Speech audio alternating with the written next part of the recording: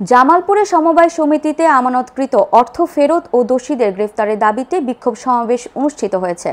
রবিবার দুপুরে জেলা প্রশাসকের কার্যালয়ের সামনে এই বিক্ষোভ সমাবেশের আয়োজন করে অর্থ উদ্ধারের জন্য সহায়ক কমিটি। সমাবেশে বক্তব্য রাখেন শিবলুল বাড়ি রাজু, মাহফিজুর রহমান, মোকলেসুর রহমান ও আলী আক্কাস সহ আরও অনেকে।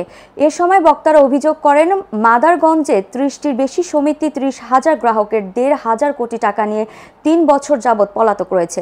এ ঘটনায় কয়েকটি মামলা দায়েরের পর গ্রেপ্তারি পরোয়ানা জারি হলেও পুলিশ রহস্যজনক কারণে তাদের গ্রেফতার করছে না।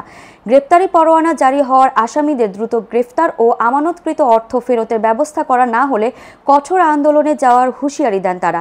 বিক্ষোভ সমাবেশে অতিরিক্ত জেলা ম্যাজিস্ট্রেট AKM আব্দুল বিন রশিদ ও অতিরিক্ত পুলিশ সুপার ইয়াহিয়া আল মামুন উপস্থিত গ্রাহকদের আইন সহায়তা ও টাকা উদ্ধারের আশ্বাস দেন।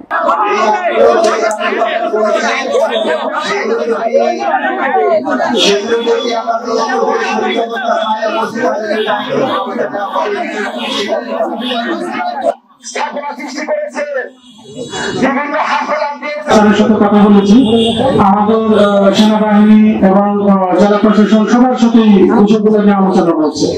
আপনাদের যে দাবিগুলো ছিল এর মধ্যে একটা হচ্ছে যে রায়েরভুক্ত যে আসামিগুলো আছে তাদেরকে দ্রুত আইনের আওতায় আনা।